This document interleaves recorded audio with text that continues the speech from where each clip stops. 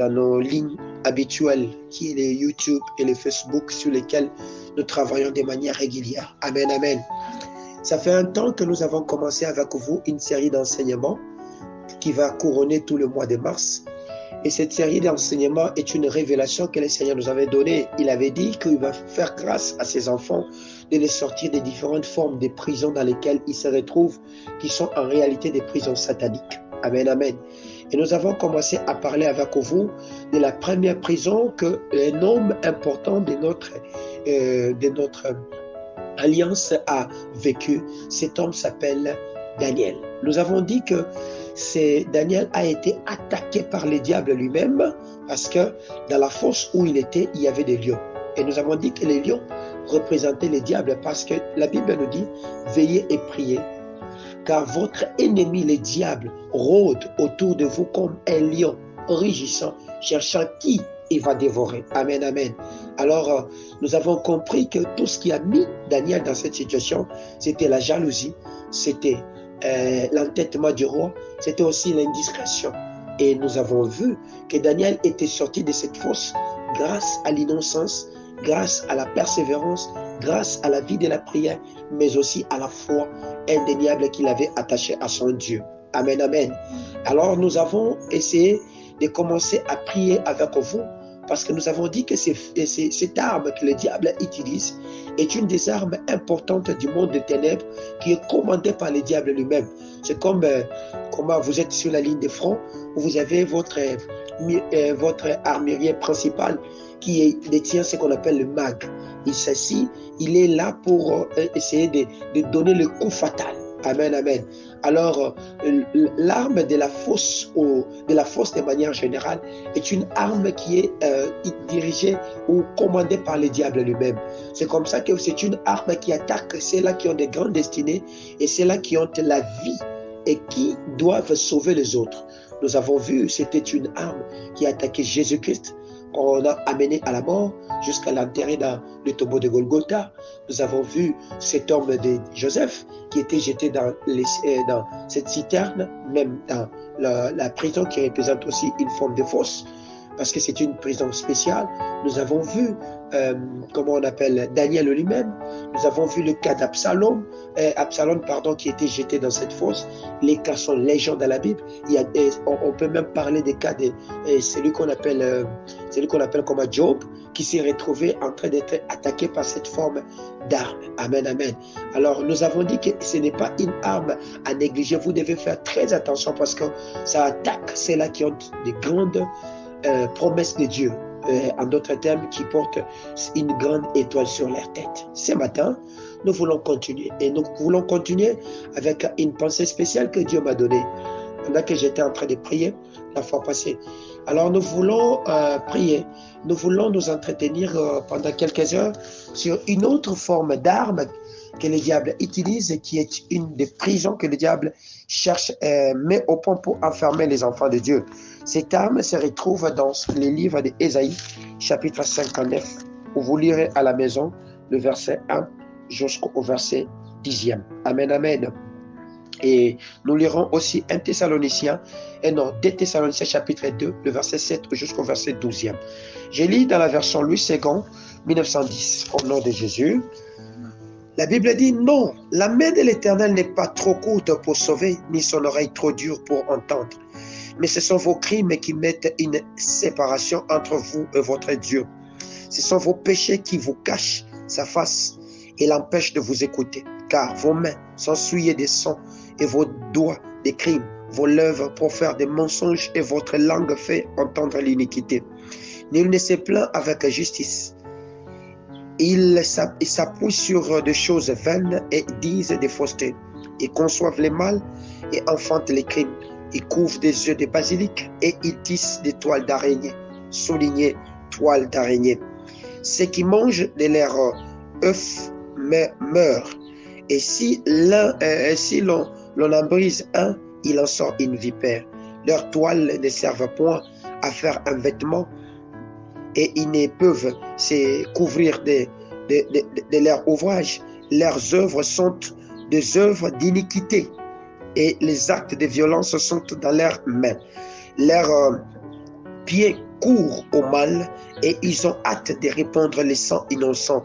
Leurs pensées sont des pensées d'iniquité et les ravages et la ruine sont sur leur route. Ils ne connaissent pas le chemin de la paix, il n'y a point de justice dans leur voie. Ils prennent des sentiers détournés, quiconque y marche ne connaît point la paix. C'est pourquoi l'arrêt de délivrance est loin de vous et le salut ne vous atteint pas. Et nous attendons la lumière, voici les ténèbres, la clarté et nous marchons dans l'obscurité. Nous tâtonnons comme des aveugles le long d'un mur et nous tâtonnons comme ceux qui n'ont point Dieu. Nous chancelons à midi comme de nuit. Au milieu de l'abondance, nous ressemblons à des morts. Amen, amen. Amen. Vous pouvez continuer jusqu'au verset 15e et vous allez comprendre cette histoire très bien avec nous. Lisons encore des Thessaloniciens chapitre 2, les versets 7 jusqu'au verset 12e. Car les mystères de l'iniquité agit déjà. Il faut seulement que celui qui les retient encore ait disparu. Et alors paraîtra l'impie, que le Seigneur Jésus détruira par le souffle de sa bouche et il anéantira par l'éclat de son avènement. L'apparition de cet impie se fera par la puissance de Satan avec toutes sortes de miracles et de signes et de prodiges mensongers et avec toutes les séductions de l'iniquité pour ceux qui périssent parce qu'ils n'ont pas reçu l'amour de la vérité pour être sauvés. Aussi Dieu leur envoie une puissance d'égarement pour qu'ils croient au mensonge, afin que tous ceux qui n'ont pas cru à la vérité, mais qui ont pris plaisir à l'injustice, soient condamnés. Amen, amen. Amen. Que mon Dieu vous bénisse. Amen. Ce matin, nous voulons parler de ce que nous appelons notre deuxième prison, que nous voulons examiner. Comment est-ce que ça travaille et comment est-ce qu'on peut y sortir? Cette deuxième prison s'appelle l'étoile d'araignée. Je parle au pluriel parce qu'il y en a de plusieurs formes et de plusieurs manifestations. Vous pouvez aussi dire la toile d'araignée. Amen, amen. Vous connaissez tous l'araignée. L'araignée, c'est un animal qu'on appelle, il est dans la classe des archipodes, comme on dit. Amen, amen. Archipodes. Et cette araignée, c'est un animal prédateur. On ne place pas l'araignée comme étant un animal doux. Non. L'araignée est classée parmi des animaux dangereux qui tuent. Et vous comprendrez que l'araignée, de manière générale, c'est un animal qui se nourrit. Il y a plusieurs formes d'araignées. Il y a des araignées qui se nourrissent seulement des insectes. Mais il y a aussi des araignées qui se nourrissent de viande. Amen, amen. Il y a aussi des araignées qui se nourrissent un peu de tout ce qui passe. Vous comprenez, un peu de fruits, de ceci et consort. Mais lorsque le Seigneur commence à parler, pour reprocher Israël de son péché et de son mal, de ce qui fait qu'il ne voit pas sa main et que son oreille devient dure et qu'il y a des barrières entre eux, il parle de l'araignée. Amen, amen. Il parle non pas de l'araignée de manière comme étant un animal, mais il parle de la technique que l'araignée utilise. Amen, amen. Pour se fabriquer sa maison. En réalité, la toile d'araignée n'est qu'une forme de maison ou l'habitat de l'araignée. Amen, amen.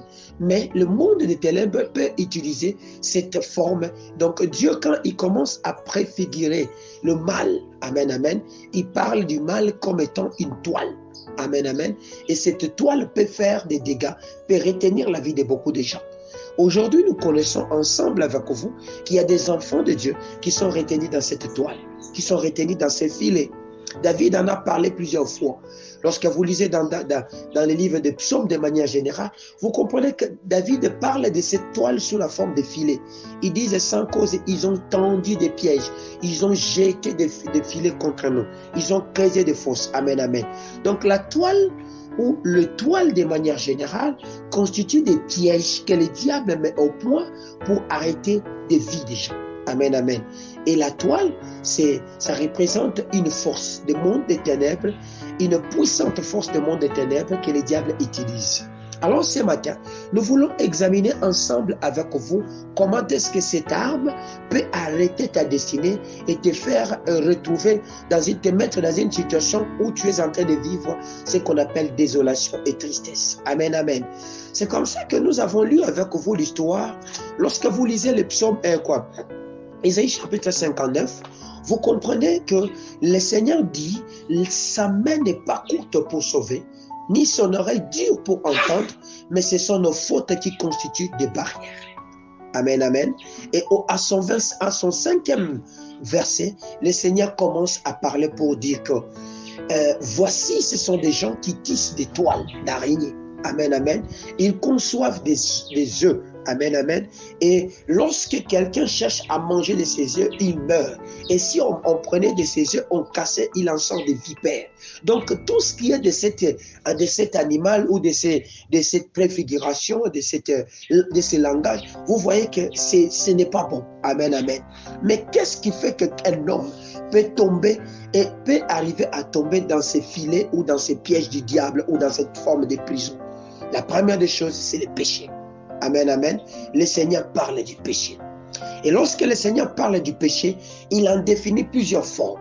Il définit le péché en tant que péché comme tel, qui est ce qu'on appelle manquer l'objectif. Amen, amen. Et il parle d'un autre type de péché qu'on appelle l'iniquité. Amen, amen. L'iniquité, c'est aussi une autre forme de péché, mais c'est un péché spécial. C'est un péché spécial parce que c'est un péché qui réclame une génération de personnes, un groupe de personnes, une entité de personnes. Amen, amen. Et c'est un péché qui peut se transmettre sur plusieurs générations et qui bloque une destinée. Amen, amen. J'étais en train d'examiner cette histoire et de me demander comment est-ce que, parce qu'un enfant m'a posé la question pour me dire, comment se fait-il que je n'arrive pas à sortir de ces trous? J'ai remarqué que mon père a vécu la même chose. J'ai remarqué que ma mère a vécu la même chose. Et nous, les enfants, nous sommes en train de vivre la même chose. J'ai regardé dans la vie de nos cousins la même chose. J'ai constaté même chez nos oncles la même chose. Nous sommes tous réclamés. C'est comme si on ne parvient pas à sortir de ces taux. Nous étudions, nous ne sommes pas bénis. Nous sommes en train de faire des affaires, les affaires n'évoluent pas. Nous sommes en train de... Tout ce que nous faisons, ça n'évolue pas. J'ai pris le temps de l'enseigner sur ces problèmes. Et je crois que lorsqu'il va encore me suivre cette fois-ci, il pourra comprendre parce que je vais apporter de nouvelles révélations que le Seigneur m'a données par rapport à cette prison qui réclame les âmes. Paul, quand il commence à parler de ces péchés, il parle de ces péchés sous la forme de mystère. Il dit que c'est un mystère. Amen, amen. Or, le mystère, c'est quoi? Un mystère, c'est un ensemble d'enseignements occultes, si je peux le dire. C'est un ensemble d'enseignements cachés. C'est un ensemble d'instructions cachées. Amen, amen.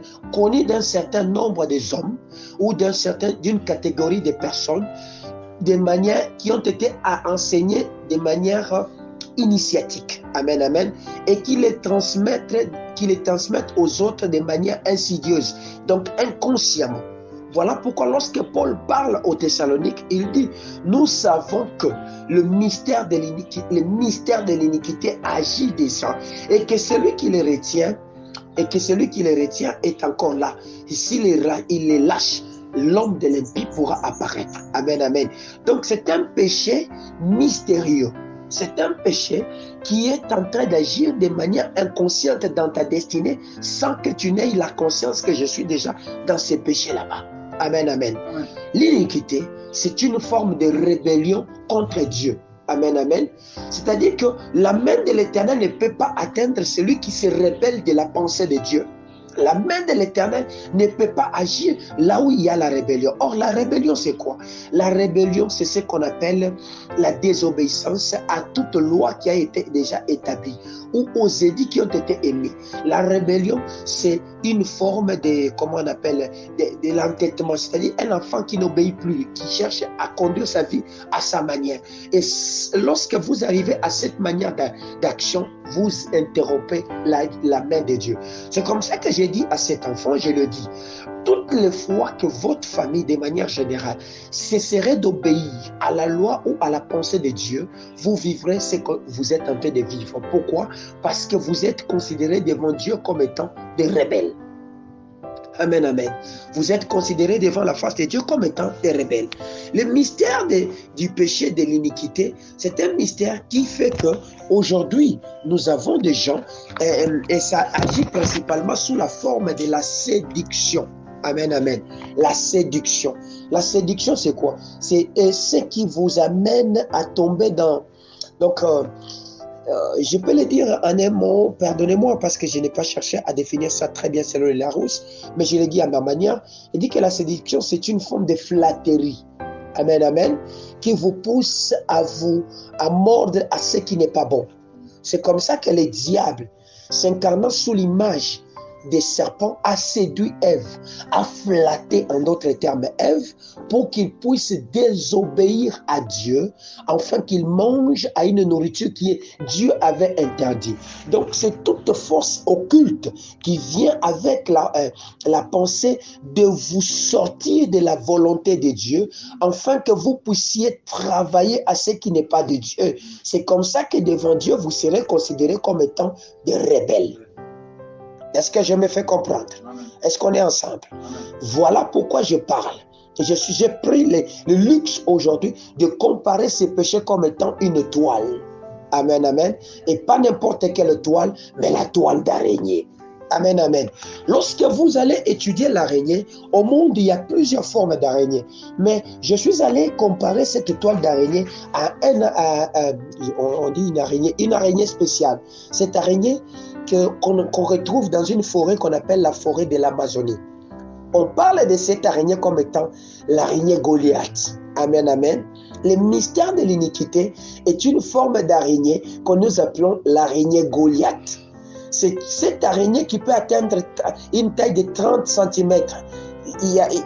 Elle a la forme d'une assiette. Amen, amen. Elle est spéciale. Amen, amen. Et c'est cette araignée que nous voulons étudier ce matin.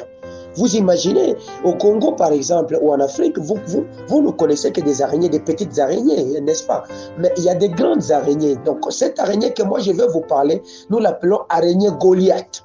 Amen, amen, amen. Qui vit dans la forêt. Amen, amen. Et elle est spéciale. Et cette araignée, quand elle t'attaque, elle te tue. Amen, amen.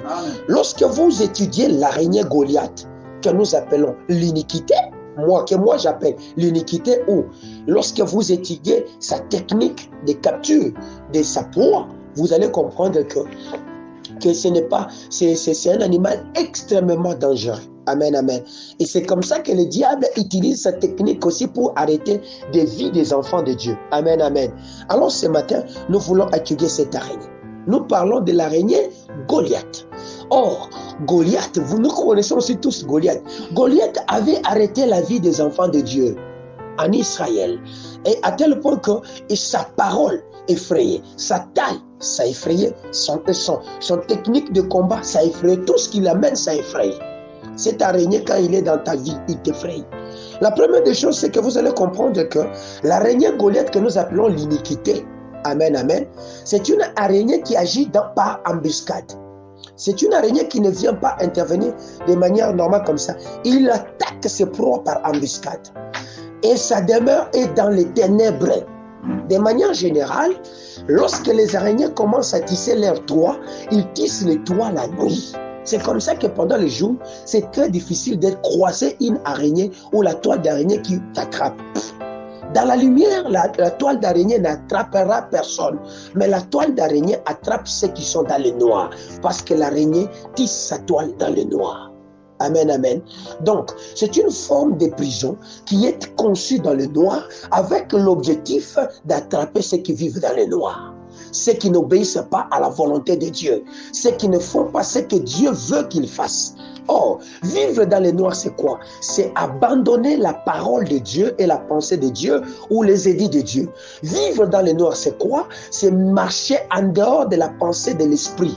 Amen, amen. Or, le Saint-Esprit. Vivre dans le noir, c'est vivre dans les péchés. Amen, amen. Voilà pourquoi, lorsque Israël, au travers des tribus, Zabulon et Nephtali étaient en train de vivre dans le noir, la Bible me dit que cet endroit où ils vivaient était devenu un carrefour de païens. Amen, amen. Où toute forme d'échange était en train de se faire. C'est-à-dire que celui qui est dans le noir, il perd sa vie. Les échanges se font sur sa vie sans que lui-même ne connaisse. On le vole, il ne comprend pas parce qu'il est dans le noir.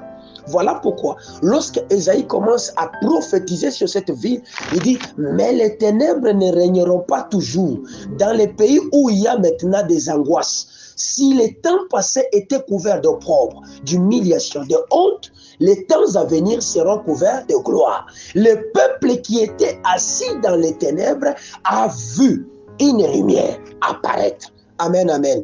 C'est-à-dire quoi? Vivre dans les noirs, vivre dans ce monde noir, c'est vivre dans l'angoisse. Vivre ce qu'on appelle, il dit que le peuple qui était assis dans les ténèbres pouvait voir. Les ténèbres ne régneront pas toujours dans les pays où il y a maintenant des angoisses. C'est-à-dire, le règne des ténèbres amène les angoisses. Le règne des ténèbres amène la désolation, amène la régression, amène la mort. Dans le noir, on ne travaille pas. Dans le noir, on dort. Dans le noir, on ne crée rien. Et tout le mal est conçu dans le noir. C'est comme ça que ces gens qui sont attrapés par la toile d'araignée voient que leur travail ne progresse pas. Ils stagnent, ils sont bloqués, ils sont en arrière, ils vivent tout ce qui est mauvais. Or, le noir, c'est quoi? Le noir, c'est le pouvoir du monde des ténèbres. Amen, amen. Nous sommes dans le pouvoir de la lumière et la lumière a son impact. Amen, amen. Voilà pourquoi la Bible dit, vous êtes la lumière. Une ville bâtie sur une montagne dont on ne cachera pas. Vous êtes la lumière. Nous sommes la lumière. Mais si je cesse d'être la lumière, donc je peux changer cette parole pour dire, vous devenez des ténèbres. Une ville bâtie dans la vallée dont personne ne voit. Amen, amen. Ce qui est dans le noir, je ne peux pas le voir. Mais ce qui est dans la lumière, je peux le voir. Nous parlons de l'araignée Goliath qu'on appelle iniquité, qui te bloque. Et si tu comprends aujourd'hui comment il travaille, tu vas quitter. Nous avons dit que cette araignée travaille avec la technique d'embuscade qui est conçue dans le noir. Amen, amen. Pourquoi? Parce qu'il habite les endroits sombres. Et il sort spécialement de sa cachette pour attaquer. Il sort spécialement de sa cachette lorsqu'il sent que sa proie arrive et il attaque. Il attaque quand? Il attaque des vies lorsque ces vies sont à nu. Des vies qui vivent sans la discrétion de Dieu. Des enfants de Dieu qui ne sont pas dans la prière. Des enfants de Dieu qui vivent dans tout ce qu'il y a comme vie de jalousie, de cupidité, d'envie, de convoitise, d'orgueil et comme ça. Ces gens là-bas sont des cibles potentielles de l'araignée, qui est le diable lui-même. Amen, amen. Lorsqu'il les détecte dans le noir, il peut maintenant tisser dans leur indiscrétion sa toile. Et il vous attire avec des appâts, avec une nourriture. Amen, amen. J'ai pris le temps d'observer l'araignée Goliath. On m'a dit dans ce que j'étais en train de suivre que c'est une forme d'araignée qui, lorsqu'elle est là, elle sent que la proie est en train de faire, elle gonfle, elle libère ses poils. Et ces poils vont aller attraper la proie, et la proie en picotant l'animal, amen, amen, dans sa chair. Donc, ce péché que j'appelle l'iniquité, c'est une forme de péché qui attaque la chair. Amen, amen. Oh, nous ne sommes pas des hommes charnels, mais nous sommes des hommes spirituels. Lorsque tu cesses de vivre selon l'esprit et que tu commences à vivre selon la chair, c'est fini. Tu deviens la cible potentielle du diable agissant sous la forme d'araignée au travers de sa toile. Est-ce que je me fais comprendre? Et toutes les fois que le diable constate que cet enfant n'est plus sous l'esprit de Dieu, il te libère son venin sous la forme de ses poils. Amen, amen. Qui attaque ta chair. Qui attaque ta chair comment? En te prenant ton temps par les mystères de la séduction. Ça va donc te séduire à croire ou à manger à ce qui n'est pas de Dieu. Amen, amen. Or, la séduction trouve sa base dans ce que nous appelons la convoitise. Si tu ne convoites pas, tu ne seras pas séduit. Amen, amen. Or, la convoitise agit dans les yeux et dans la chair. Il y a la convoitise des yeux et la convoitise de la chair. Amen, amen.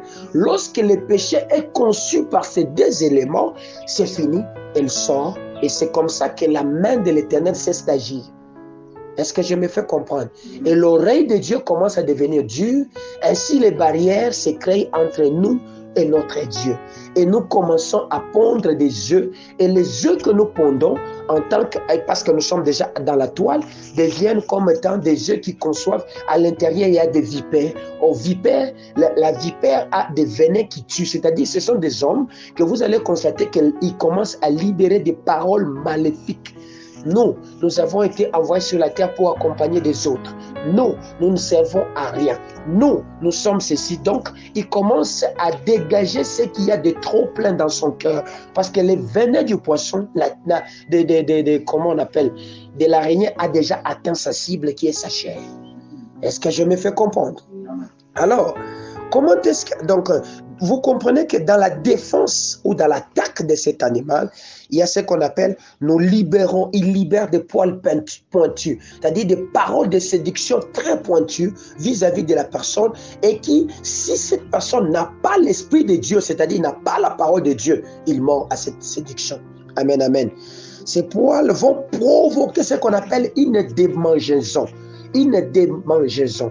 Or, la démangeaison, c'est quoi? C'est ce qu'on appelle le chatouillement. Nous sommes dans un siècle où les enfants de Dieu ont la démangeaison d'entendre des paroles séductrices. Tu vas prospérer, tu vas aller de là-bas. Avec les faux prophètes qui pullulent actuellement, ils ont la démangeaison dans leurs oreilles d'entendre des paroles bien qui vont les encourager. Lorsque vous les enseignez les péchés, ils vous fouillent, vous comprenez? Parce que le poil de cette araignée les ont déjà atteints. Je suis ensemble avec quelqu'un. Alléluia. Or, lorsque ces poils sont libérés, ces poils ont des venins. Et ces venins, c'est ce qu'on appelle, ces venins attaquent ce sont des venins que les scientifiques appellent des venins neurotoxiques. C'est-à-dire, ce sont des venins qui attaquent les nerfs avec un poison. Ce qui fait que quand vous êtes attrapé dans la toile d'araignée, vous perdez ce qu'on appelle votre capacité de mobilité. Est-ce qu'on me comprend? Vous perdez votre capacité de mobilité. Or, la Bible dit quoi? La Bible dit, voici mon serviteur se lèvera. La Bible ne nous a pas créés pour rester des hommes stationnaires. C'est comme ça que lorsque les apôtres ont cumulé l'enseignement, Jésus a dit, allez, faites des nations des disciples. Il ne les a pas dit, restez, attendez les nations que vous allez faire des disciples. Non, allez, vous comprenez. Et Jésus lui-même allait de lieu en lieu faisant du bien. Vous comprenez. Donc, nous avons reçu l'ordre d'aller, d'avancer, de prospérer, d'aller de l'avant. C'est comme ça que la Bible dit dans les Deutéronomes, vous serez en haut, jamais en bas. Vous comprenez? Vous serez la tête, jamais la queue. La Bible donne beaucoup de passages qui nous montrent comment est-ce que nous devrons donc avancer dans ce que nous sommes en train de faire et prospérer dans ce que nous sommes en train de faire. Or, lorsque la toile d'araignée arrive, c'est ce qui fait que vous vous retrouvez exactement dans une forme de piège comme c'était avec Pierre dans Actes des Apôtres, je crois chapitre 12. La Bible dit, lorsqu'on a arrêté Pierre, ils firent quoi? On l'a dépouillé de tout, on lia ses mains, on lia ses pieds. La Bible dit, il fit lier de doubles chaînes, donc des mains et des pieds. Amen, amen. Le venin neurotoxique de cette araignée fait que ça attaque vos nerfs, amen, amen, spirituels, qui paralyse vos membres et qui font que vous perdez cette capacité d'action. Jésus dit, mon Père agit, moi aussi j'agirai. Lorsque tu cesses d'agir, c'est-à-dire que tu es sous l'emprise de ces poisons neurotoxiques libérés par cette araignée Goliath que nous appelons l'iniquité. Est-ce que je me fais comprendre? Et qui empoisonne votre vie. Ce venin neurotoxique a la capacité de paralyser et de tuer la proie. Donc, première action, ça paralyse votre vie spirituelle. Ainsi, vous vous retrouvez, vous ne priez plus. Vous vous retrouvez, vous n'avez plus le temps de lire la parole de Dieu. Vous vous retrouvez, vous n'avez plus le courage d'aller dans des assemblées de Dieu, c'est-à-dire là où il y a des enfants de Dieu. Vous vous retrouvez que lorsqu'on met des choses qui ont trait avec la chose de Dieu, vous les zappez. Amen, amen. Et que les bonnes paroles de Christ ne vous font plus plaisir dans le cœur. vous commencez à dire que c'est une histoire. La Bible, c'est une compilation d'histoires. Vous êtes sous le poison ou le venin neurotoxique de l'araignée. Amen, amen. Qui a déjà libéré la proie. Vous n'êtes pas encore sous la toile. Là, vous êtes juste paralysé. Amen, amen. Deuxième des choses, l'araignée maintenant va s'approcher sur vous. Et lorsque l'araignée s'approche sur vous, il vous capture, il vous enveloppe, il vous ligote. Amen, amen. Vous êtes juste paralysé. C'est-à-dire que vos activités ne prospèrent pas, votre vie n'avance pas, votre intelligence ne produit plus rien. Tout ce que vous faites, ça ne fait absolument rien. Vous êtes paralysé. C'est comme quelqu'un qui a reçu 2600 volts de courant et il est sous l'état de choc. Il n'est pas mort, il voit, mais il ne produit rien. Son intelligence ne produit rien, sa main ne produit rien, ses pieds ne produisent rien, sa prière même qu'il fait n'a plus d'effet. Et il vous lie. À cet instant, l'animal est en train de faire quoi? De vous lier. Or, cette action de lier la personne, c'est le péché en soi. L'iniquité est en train de vous lier. Il est en train de vous lier jusqu'à ce que vous allez atteindre le stade ultime qui est le stade de rupture entre toi et ton Dieu, provoquant ce qu'on appelle la rébellion, où vous allez commencer maintenant à confesser des paroles contraires à ce que Dieu veut que vous puissiez déclarer. À ce moment-là, vous êtes cliniquement mort. Amen, amen. Amen. J'ai dit que cette araignée est un arthropode prédateur, oui, qui mange de tout. C'est-à-dire, quand il vous a déjà lié, il va tout prendre de votre vie. Travail, mariage, famille, relations, contact, vie spirituelle, vie morale, vie sociale. Tout ce qui est de vous va partir. C'est le plus gros ou la plus grande prison que le diable utilise aujourd'hui. Ceux qui vivent sous la toile d'araignée, ils sont en train de vivre une totale et complète destruction. Amen, amen. Si l'animal se retrouve, elle est fine, cette araignée est petite par rapport à vous, il prendra le temps de jeter le maximum possible de ses poils qui sont porteurs de ces venins neurotoxiques jusqu'à ce que vous puissiez mourir. Si ça doit prendre 5 ans, vous ferez 5 ans. Si ça doit prendre 10 ans, vous ferez 10 ans. Vous comprenez? Tous ces temps, vous verrez que votre vie ne sert plus à rien. Vous avez le dégoût et il est en train de vous empoisonner avec du venin de la séduction. Donc, vous êtes au milieu des amis qui disent non, tu vois, on peut faire ceci. Ils vous viennent avec des paroles flatteuses dans le sens de vous amener à sortir de la route de Dieu pour tomber. Est-ce que je me fais comprendre? Est-ce qu'on est ensemble? Voilà pourquoi nous disons que les attaques d'araignées font partie de ce qu'on appelle l'arsenal de la sorcellerie et de puissance du monde des ténèbres. Amen, amen. C'est l'arsenal principal de la sorcellerie. Derrière l'étoile d'araignée, c'est la sorcellerie qui agit. Amen, amen. Or, lorsque je marche, je suis sous cette attaque, je peux le percevoir spirituellement ou même physiquement. C'est que imaginez que toi tu es là sur une route, il n'y a ni arbre, ni herbe, ni quoi que ce soit, mais subitement tu sens comme si tu avais des sensations d'être attrapé dans un filet physiquement, comme s'il y avait on avait tissé des toiles d'araignée. Là, le Seigneur ou l'Esprit de Dieu est en train de te montrer clairement que tu es déjà sous contrôle du monde des ténèbres. Ça arrive souvent à des gens, vous êtes sur la route, subitement vous passez une large route, mais vous avez des sensations comme si vous avez cogné le filet de l'araignée. Et vous touchez à votre visage, vous sentez qu'il n'y en a pas. Vous comprenez? Là, c'est la sorcellerie elle-même. Amen, amen. L'Esprit est en train de vous montrer que vous êtes déjà attrapé. Vous regardez tout autour de vous, vous ne voyez rien. Vous cherchez même des arbres, il n'y en a pas. Mais vous dites, mais je sens comme si je marchais, je cognais sur le filet de l'araignée. Cet enfant, faites très attention, vous êtes déjà dedans. Amen, amen. C'est qu'au niveau physique, vous avez déjà perçu cette histoire là-bas. Cela est une puissance. Amen, amen. Et spécialement dans le monde des esprits, l'arsenal de cette attaque, j'ai dit, est contrôlé dans la division du monde des ténèbres qu'on appelle sorcellerie et puissance des eaux. Amen, amen. Et cette arme est utilisée pour, détruire des vies. Elle ne vient pas pour te donner la vie. Elle vient pour te détruire. Or, on est détruit de manière efficace lorsqu'on est dans les péchés. Amen, amen. On n'est pas détruit quand on est en train de vivre dans la sainteté. On est détruit lorsqu'on prend le luxe de vivre dans les péchés. La fornication, l'homosexualité, l'impudicité, le mensonge, l'ivrognerie, tout. Tu es là. Or, dans chaque famille, dans chaque communauté, il y a un démon spécial qui agit pour contrôler une famille. Vous trouverez que c'est comme ça que je commence à vous définir les mystères de l'iniquité. Il y a des familles qui vivent dans l'impudicité chronique. Amen, amen. Et pour eux, cette impudicité n'est plus impudicité, mais c'est une forme de coutume pour eux. Ils disent que c'est notre coutume. C'est ça le mystère. On ne vous dira pas que c'est péché, mais on vous dira que c'est notre coutume. Quelle est cette coutume? Où un enfant peut se pervertir avec sa maman ou son père. Quelle est cette coutume?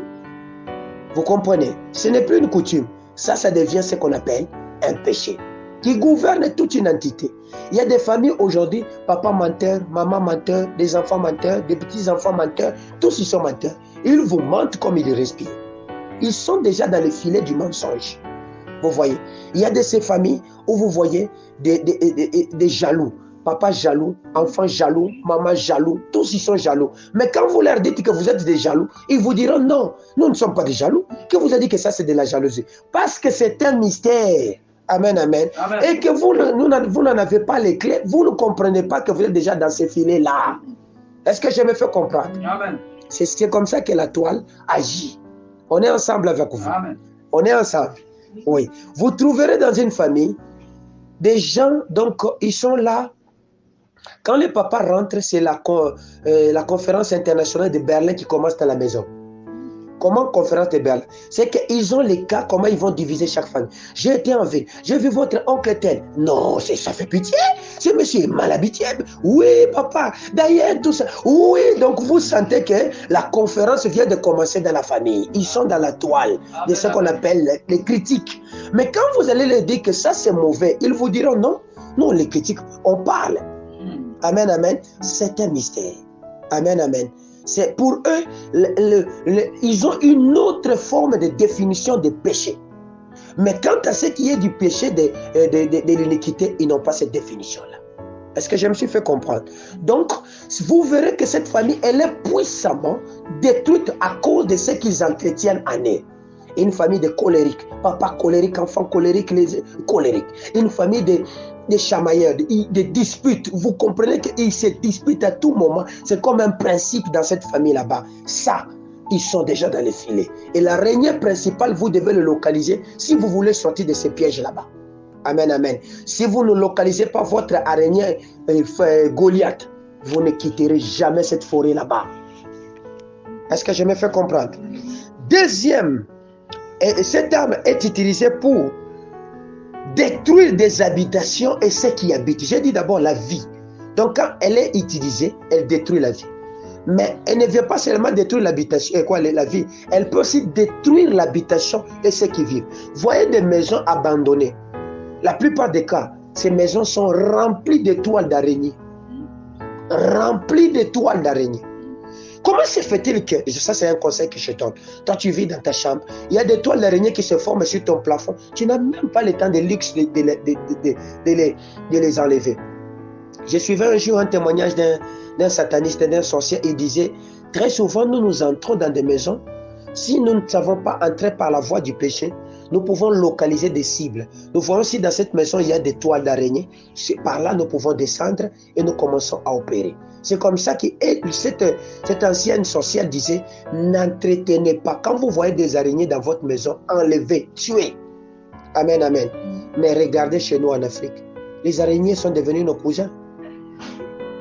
Nous cohabitons avec eux. Il y a des maisons, depuis qu'on avait mis la peinture il y a 50 ans, cette peinture-là, depuis que Belge était parti, cette peinture-là, elle est toujours là. Elle a changé de couleur. Elle est partie du rouge, jaune. Maintenant, c'est en train de migrer vers l'orange, je ne sais pas, et qu'on sort.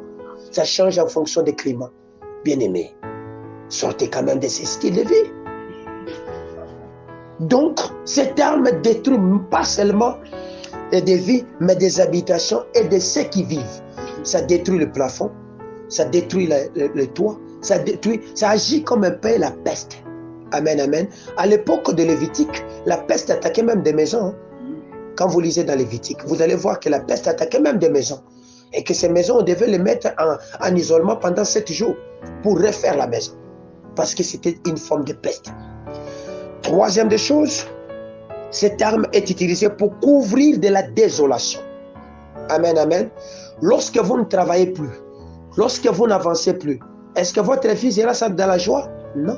C'est la désolation et tristesse. Le peuple qui était assis dans les ténèbres. Mais les ténèbres ne régneront pas toujours dans les pays où il y a maintenant des angoisses. C'est ça la désolation.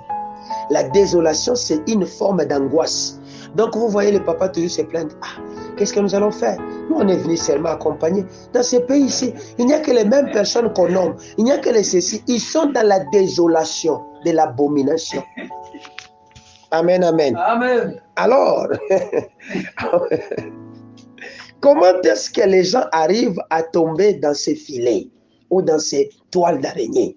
Parce que si vous ne connaissez pas le comment, vous ne saurez pas comment sortir aussi. Amen, amen. Amen. La plupart des gens arrivent, j'ai dit que la toile d'araignée, mystère de l'iniquité, ou toile d'araignée, Goliath, travaille la plupart des cas la nuit pour créer des embuscades qui vont attraper ses proies.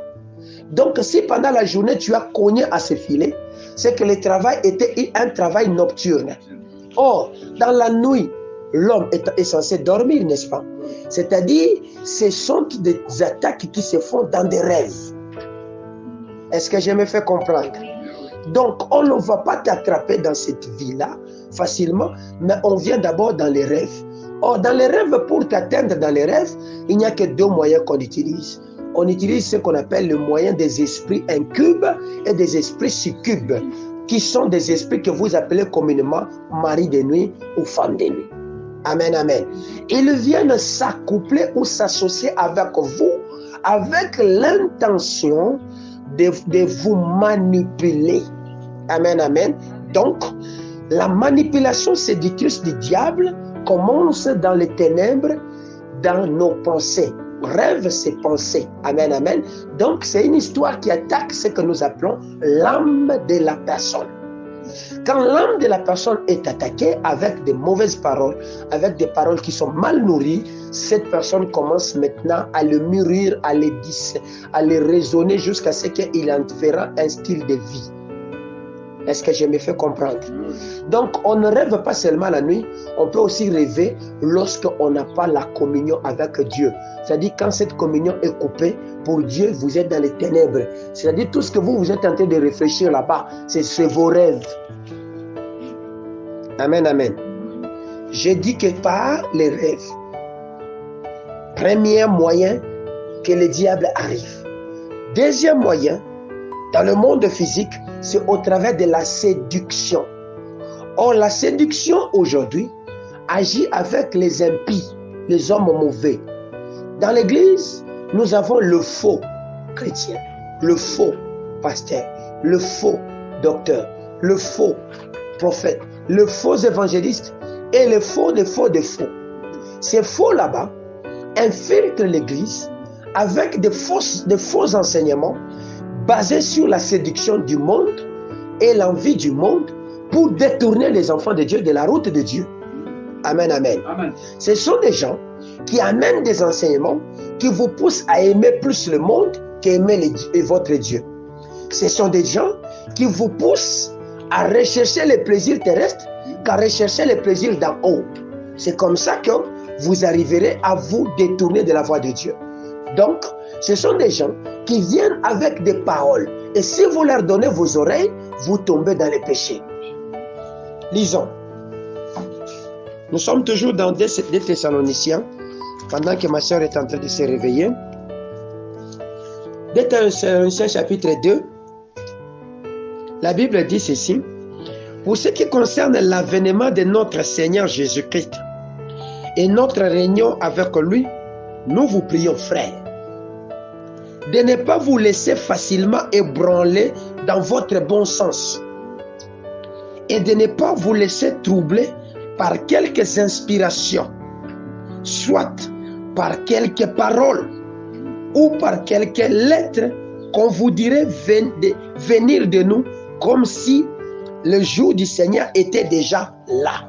Vous voyez comment ça agit? Inspiration, parole, lettre, laïka. Ce sont des gens qui viendront pour vous dire, j'ai une bonne idée, associons-nous, faisons ceci. Demandez la pensée de Dieu, si c'est Dieu qui est derrière cette idée là-bas.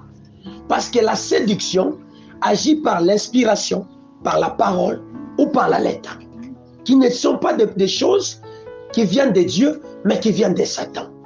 Amen, amen.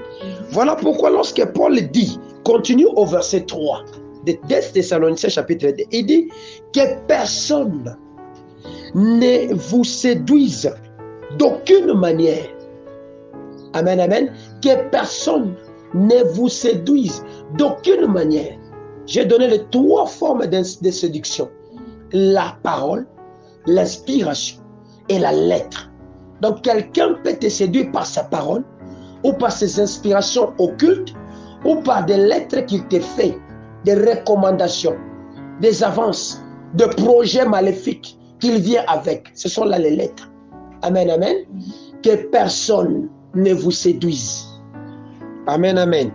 D'aucune manière, car il faut que l'apostasie soit arrivée et qu'on ait vu paraître l'homme du péché et le fils de la perdition. Amen, amen. La première grande séduction commencera dans l'église, pas en dehors de l'église. La première séduction commencera à l'église. Voilà pourquoi il dit ceci. L'adversaire qui s'élève au-dessus de tout ce qu'on appelle Dieu ou de ce qu'on adore jusqu'à s'asseoir dans le temple de Dieu, se proclamant lui-même Dieu. Donc ce sont des gens qui viendront avec des inspirations pour dire que c'est de Dieu que j'ai reçu cette inspiration. Amen, amen. C'est de Dieu que j'ai fait ceci. Ça, c'est Dieu qui m'a parlé. Bien-aimé, j'ai été estomaqué. J'ai été scandalisé parce que nous ne sommes plus sous la loi. Mais j'ai suivi un prophète de l'Ouest Afrique qui est capable de dire dans sa prophétie aux gens d'amener de poules pour sacrifier, de faire des choses. C'est ça la séduction. Pour la délivrance, donnez autant. Pour ceci, faites ceci. C'est ça la séduction. Que personne ne vous séduise avec des enseignements. Que pour enlever ses péchés, bâtissez l'autel. Pour faire ceci, vous pouvez mettre quelque chose devant l'autel de Dieu selon que Dieu vous a inspiré. Mais pas que vous avez besoin de trouver du travail, donner 100 000 $ parce que d'autres dieux a besoin de cela. C'est ça la séduction. Amen, amen. Amen. Donc nous disons, il y a des hommes araignées qui tissent des toiles avec l'objectif d'attraper des âmes. Et ces hommes araignées, aujourd'hui, ils ont pris la taille à devenir comme des Goliaths. Voilà pourquoi ils ont des églises qui gonflent. Amen, amen. Donc, le but de cette attaque et de cette prison, c'est de faire quoi?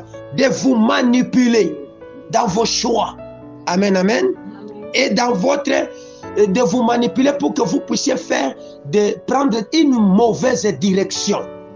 Est-ce que je suis d'accord avec quelqu'un?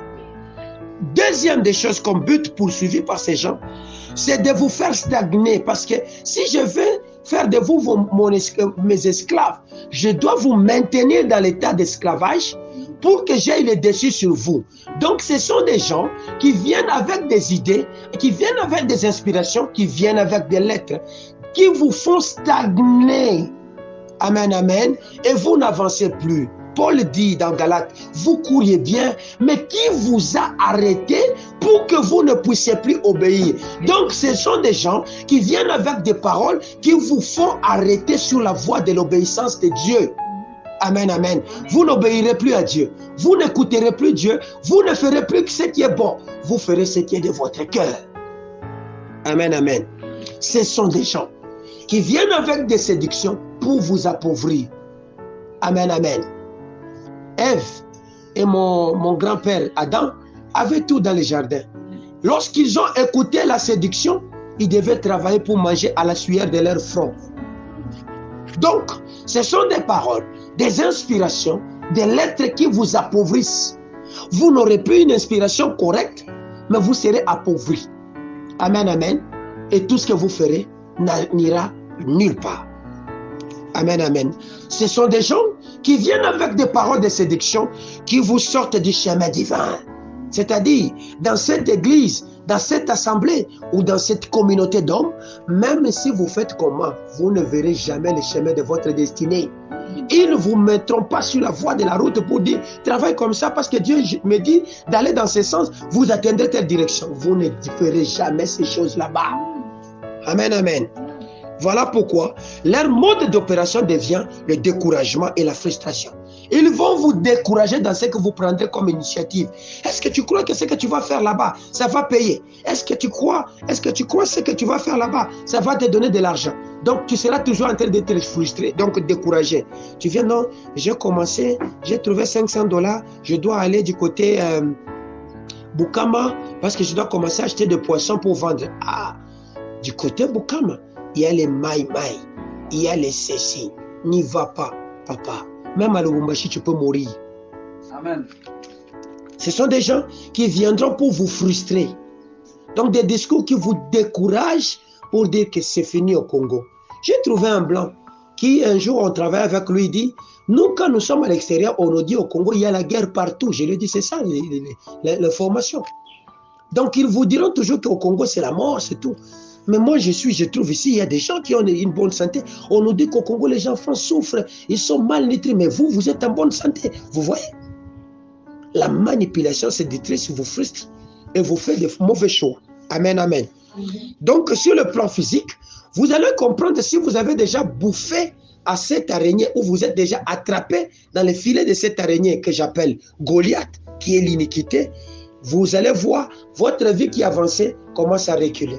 Vous allez voir des échecs s'installer dans vos affaires. Vous allez voir la haine se développer autour de vous. Les gens qui vous haïssent sans cause. Amen, amen. Vous allez voir que vous commencez à manquer la faveur de tous ceux-là qui vous prenez pour des bons. Amen, amen. Tous commencent à dire mauvais. Vous allez commencer à voir l'avortement de toutes vos opportunités, vos affaires, même des temps de mariage. Nous viendrons pour la cérémonie des dots au mois de janvier. Non. Au mois de février, non. Au mois de mars, non. Ça sera au mois de juillet jusqu'à ce qu'ils disent, je n'ai pas trouvé l'argent. Depuis que je suis avec toi, je sens que mes affaires meurent. J'ai décidé de t'abandonner. Le retard, la déception, la stérilité, le maladie chronique, ce sont là. Ce que nous avons, nous voyons comme manifestation physique de celui qui est sous la toile d'araignée. Amen, amen. Alors, qu'est-ce qu'il faut faire pour y sortir? La première des choses, vous devez donner votre vie à Jésus. La deuxième des choses, vous devez fuir ses péchés, vivre selon Dieu. La troisième des choses, vous devez barricader votre vie dans le sang de Jésus. Amen, amen. Et la quatrième des choses, vous devez mener ce que nous appelons la guerre, le combat spirituel. Est-ce qu'on peut encore relire? Ésaïe chapitre 59, pour conclure notre enseignement de ce matin. Je sens que tu es béni là où tu es.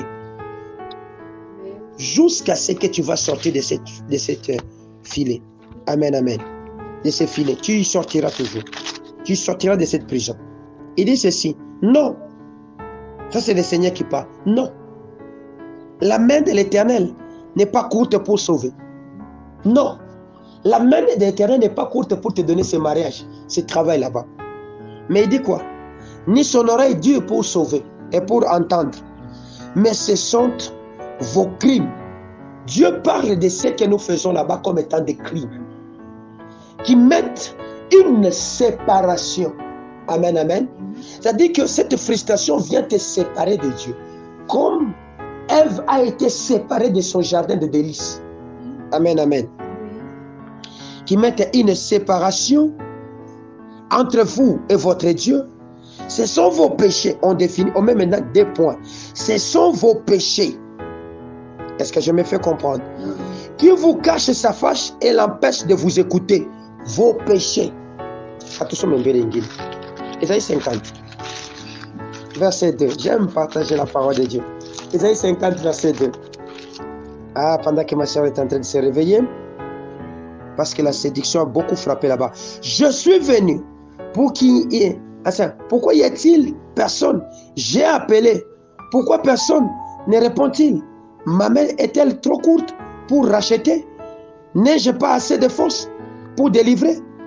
Par ma menace, je dessèche la mer, je réduis les fleuves en désert.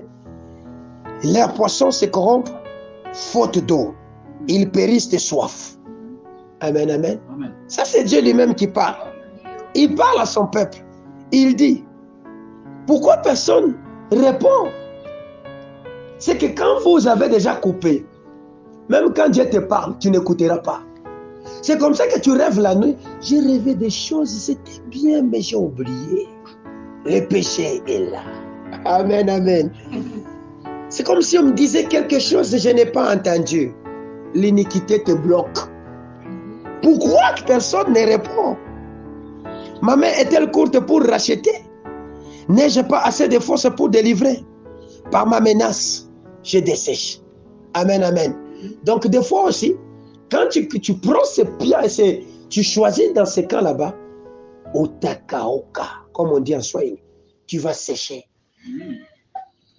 Tu vas sécher. C'est comme ça que ceux-là qui sont dans l'araignée, ils avaient hier des milliards. C'est resté dans les livres d'histoire. J'avais l'argent. Je roulais. Tu conjugues tout au passé. Je voyageais. Regardez mon passeport. Il y avait le visa. Tu es toujours au passé. Et pourtant, lorsque Dieu se présente à Moïse, il dit, je suis. Il n'a pas dit j'étais. Il dit, je suis. Il est le Dieu du présent. Amen, amen. Amen. Mais toi, tu es resté au passé. Pourquoi? Parce que tu es dans la prison de l'araignée. Et ce n'est pas n'importe quel. C'est Goliath qui te bloque. Or, quand Goliath vient, il vient avec des menaces. Il vient avec des cris. Il vous effraie par sa taille. Donc, c'est un péché où toi-même, tu as tellement pris le luxe, tu ne sais plus comment sortir. Toutes les fois que tu sors, tu es comme effrayé. Tu es attiré dans ces pas là-bas. Aujourd'hui, si vous entendez la voix de l'Éternel, vous pouvez sortir en donnant votre vie à Jésus sincèrement. Parce que nous avons de faux frères que nous appelons des antéchrists. Ceux-là qui viennent, ils sont dans l'église, mais ils ne sont pas dans l'église. Ils viennent à l'église avec des paroles. Tu vois ce que papa disait là-bas? C'est moi. Il me critiquait. Comment est-ce que je te critique? Donc, et ils entendent autrement ce que nous leur enseignons ici. Et lorsqu'ils quittent ici, ils vont aller faire leur débat à côté. On a parlé de moi. Parce que c'est moi. Tu vois, c'est ceci. On a parlé, oui, de toi, pour que tu changes, pas pour te critiquer. Tu t'es barricadé dans ces péchés, il faut sortir maintenant. Parce que plus tu prends le temps, il y a des venins neurotoxiques qui sont là, en train de t'empoisonner jusqu'à ce que tu atteindras la rébellion. Et l'homme de l'impie apparaîtra. Et celui qui te garde sera parti. Il y aura ce qu'on appelle le point de non-retour. Ne me parle plus de cette affaire de Dieu. C'est fini. Que mon Dieu vous bénisse. Amen. Acclamons Jésus.